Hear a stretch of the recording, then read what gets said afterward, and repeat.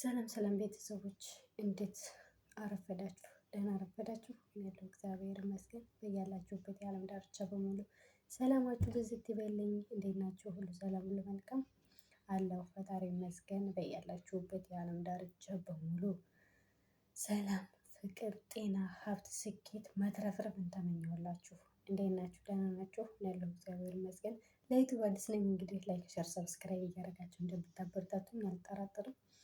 እንግዲህ የመዳም ቅመሞች ያው ማንኛውንም ሰው እኛ የመዳም ቅመሞች ስንባል ማንኛውንም ሰው ላይክ ሼር ሰብስክራይብ እያደረግን ነው የምናሳድገው። ስለዚህ ላይክ ሼር ሰብስክራይብ እያደረጋችሁ እንደምታሳድጉኝ አልጠራጠርም። እንግዲህ እህቶቼ ዛሬ ያው በእናንተ ዩቱብ ከፍቻለሁ። ስለዚህ ላይክ አድርጉልኝ፣ በትህትና ላይክ እንደምታደርጉልኝ አልጠራጠርም። እንግዲህ እህቶቼ ዛሬ የመጣሁበት ምክንያቴ አንድ ነገር አለኝ። እሱም ምንድን ነው? እኛ የመዳም ቅመሞች ስንባል ማንኛውንም ሰው ማንኛውንም ነገር አይተን ለመራመድ ነው የምንወጣው። ስለዚህ እኛ ደግሞ በጣም ጀግኖች ነን ለመራመድ ወይም ደግሞ ለማሰብ ወይም ደግሞ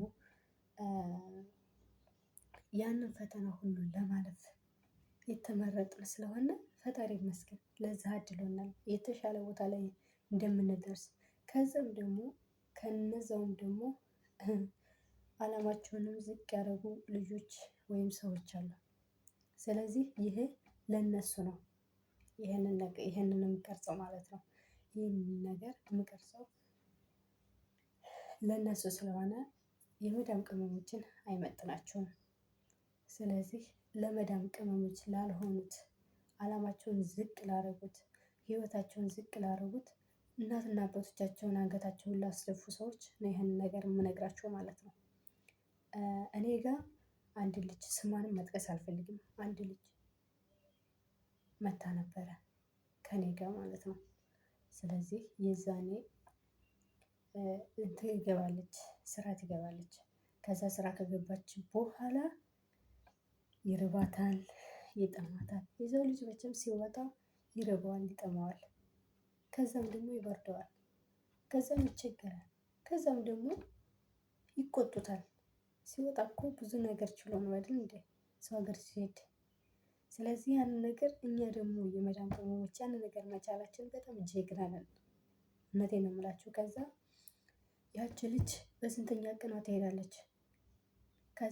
ቢሮ ወደ 15 ቀን ነው ምናምን ቆይታ ስራ ትገባለች። ስራ ከገባች በኋላ ረሃብም አለ፣ ያው አልፎ አልፎ አለ። ስለዚህ ረሃብ አለ፣ ችግር አለ፣ መከራ አለ፣ ብዙ ነገሮች አለ። ያንን ነገር ትታ እናቷ የትም ቦታ ብለው ሂደው ያመጡትን ብር እሷ ተመልሳ ሄዳለች ወደ ሀገር ቤት። እና ይህንን እያልኩ ያለሁት ለማን ነው? ለእኛ ነው። ይሄ ነገር እያልኩ ያለሁት ለእኛ ነው። ምክንያቱም እኛ ያንን ነገር እያሰብን መምጣት አለብን። ውድ የኢትዮጵያ ልጆች፣ ውድ ሀገሬ ልጆች፣ ለእናትና አባቶቻችን እያሰብን ብንመጣ የተሻለ ነው። ኧረ ተው። አሁን ይሄን ብር የመጣሽበትን ብር እውነት አንቺ የመጣሽበትን ብር እናትሽ ታውቂያታለሽ፣ ከየት እንዳመጣችው ከምን እንዳመጣችው አንቺ በደንብ ታውቂያለሽ። ስለዚህ ያንን ነገር እያሰብሽ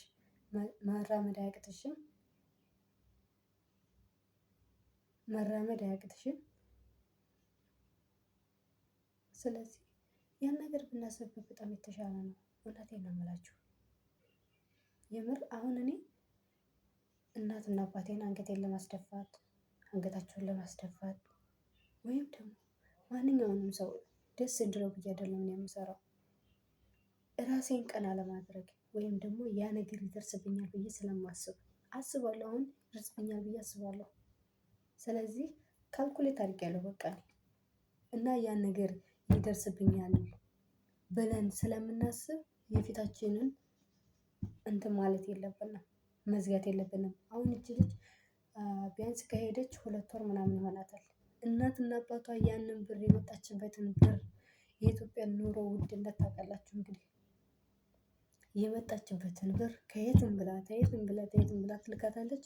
እሷ ግን እራበይ ብላ ቢርባትም ቢጠማትም ሀገር መቀየር ነው እንጂ ወይም ደግሞ ቦታ መቀየር ነው እንጂ ያለባት መልሳ ወደ ሀገር ቤት ምን አስኬዳት? ለዚህ ለምን ትመጣላችሁ? እንደዚህ ከሆነ እውነቴን ነው።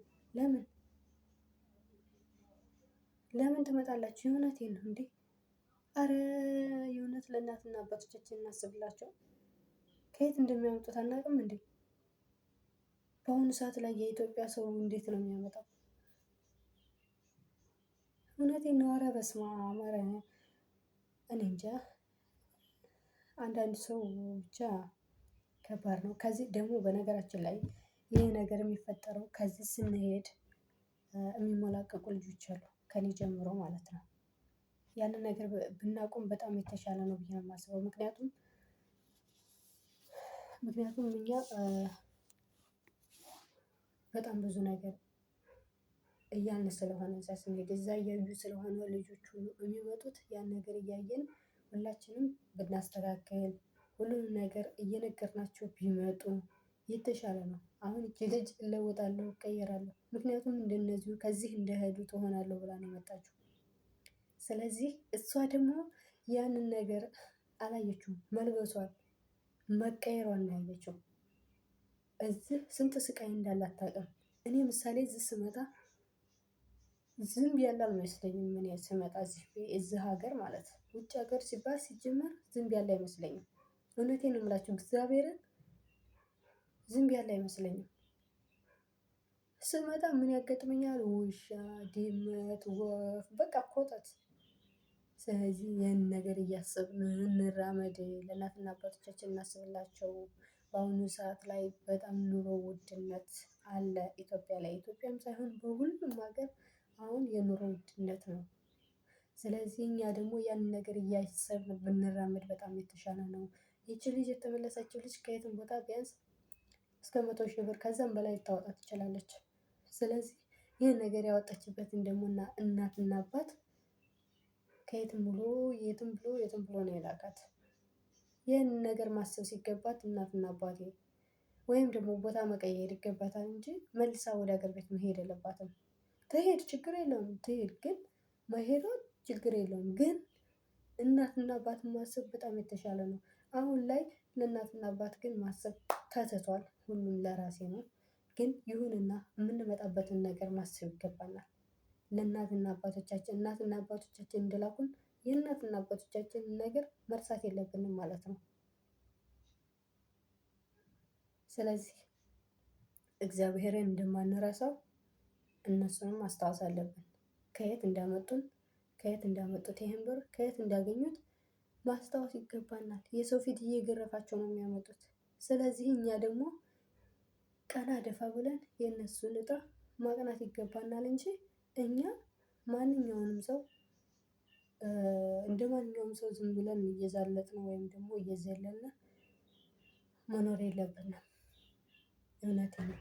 ስለዚህ እኛ የመዳም ቅመሞች የተመረጥን የመዳም ቅመሞች በጣም ዋው ልዩ ነን ነን። የምሬን ነው የምላችሁ። እና ስለዚህ ያንን ደግሞ እኛ ከስንት አንድ ብዙ ማለት ለእናትና አባቱ የማያስብ አለ። ከዛም ባሻገር ደግሞ እናትና አባቱ ለልጁ የማያስብ አለ። ቢያንስ የ12 ዓመት ልጅ እዚህ መታ በህፃንነቷ ስራ አልችል ብላ የሄደች ልጅ አለች። እና ይህን ነገር እኛ ታሳቢ እያደረግን በጣም ብንሻገር ሁሉንም ነገር እያሰብን ብንሄድ አብዞ ከዚህ የምንሄድ ሰዎች ከዚህ ከውጭ ሀገር የምንሄድ ወደ ኢትዮጵያ የምንገባ ሰዎች ሁሉ ፈተና እንዳለ መናገር ይገባናል። እህቶቻችንን ስለምንጎዳቸው ማለት ነው። እና ይቺ ልጅ አሁን እዚህ መታ የሄደችው ልጅ 2 ወር ምናምን ይሆናታል ብያችኋለሁ። እሷ አሁን እናቷ አባት የላትም፣ እናቷ ጋር ነው የምትኖረው። ስለዚህ ያንን ነገር አስባ አልመጣችም። ልጅቷ መቀየሯን ነው ያየችው። ስለዚህ እኛ ደግሞ ይሄን ነገር በጣም እየቆረቆረኝ ነው የእውነት። ይቺ ልጅ እውነት አስባ ነው የሄደችው ወይስ ምንድን ነው? ያንን ብር ከየት አምጥታ ልትከፍለው ነው እናቷ የሚለው ነገር በጣም እየገረመኝ ነበር። እና ስለዚህ ያን ነገር እኔስ ለእናትና አባት መጨነቅ በጣም ትልቅ ነገር ነው። እናትና አባት ማለት በጣም ክብር ያላቸው በጣም ለኛ ክብራችን ናቸው። እና ስለዚህ ማክበራችንን እንዳንረሳ ብዬ ነው። አሁን ላይ ማንኛውም ሰው ሁሉም ለራሱ ይሆናል። ግን ይሁንና ያው እናትና አባት ከሌለ እናት ካለ አጌጥ እናት ካለ ሩጥ አባት ካለ አጌጥ ነው። እናት ካለ አጌጥ እና አባት ካለ ሩጥ ነው የሚባለው። እንደዛ ነው መሆን ያለበት። እናትም ከሌለች ማጌጥም መዋብም የለም። አባትም ከሌለ መሮጥም የለም። ስለዚህ እንደዛ እንዳይሆን መጀመሪያ ማስተዋል ይገባናል ማለት ነው። እና እህት ወንድሞቼ ይህን ያልኩበት ምክንያት ይቺ ልጅ ምን አጋጥሟት ነው? ያጋጠማት ምክንያት መጀመሪያ ሌላ ሰው ሲሄድ ታያለች። ሌላ ሰው ሄዶ ወደ አገር ቤት ሲገባ ታያለች። ተለውጦ ሲመጡ ታያለች። ያንን ነገር ስታይ ነው እሄዳለሁ ብላ ፓስፖርት አስመታች። ሁሉ ነገር አስጨረሰች መጣች። ከመጣችም በኋላ ሁሉ ነገር ፈተና ሆነባት ተመለሰች። አያችሁ። ስለዚህ ይህን ነገር ብዙ ፈተና አለው። አሁን ወደ ኢትዮጵያ የምንገባ ሰዎች ብዙ ፈተና ይህን አለው። ይህን ምንም ሳይቀር ንገሯቸው። ከዛ አምነው ይምጡ። ብንነግራቸው ምን አለበት? አምነው ቢመጡ ምን ችግር አለው? እውነቴን ነው። አምነው መምጣት አለባቸው። አምነው ካልመጡ የራሳቸው ጉዳይ። አሁን ዝም ብሎ በደመ ነፍስ ነው ማለት ዝም ብሎ ማንም እንደነዳቸው እንደዚህ እንደዚህ ነው የሚነዱት። አለ አይደለ? ዝም ብሎ በቃ ማንኛውም ሰው ተለውጦ ሲመጣ ስለዚህ እኔም እዛ ሄጄ እለወጣለሁኝ። እንደዛ ነው አሁን። እንደዛ አይደለም። ስለዚህ ታሳቢ ብታደርጉ በጣም ከምነግራችሁ በላይ የተሻለ ነው። ከዚህ ሀገር ደግሞ የምንሄድ ሰዎች ከምነግራችሁ በላይ ለእህቶቻችን ብንነግራቸው በጣም አስፈላጊ ነው ብዬ ነው የማስበው። እንግዲህ እህት ወንድሞቼ ካስቀየምኳችሁ ይቅርታ፣ ከምንም በላይ ይቅርታ። እውነት እንዳላስቀይማችሁ፣ ካስቀየምኳችሁ ደግሞ በጣም ከምነግራችሁ በላይ ይቅርታ። ስለዚህ ዩቲዩቤን ላይክ፣ ሸር፣ ሰብስክራይብ እያደረጋችሁ አበረታቱኝ እህቶቼ። እወዳችኋለሁ። መልካም የህይወት ዘመን ይሁንላችሁ።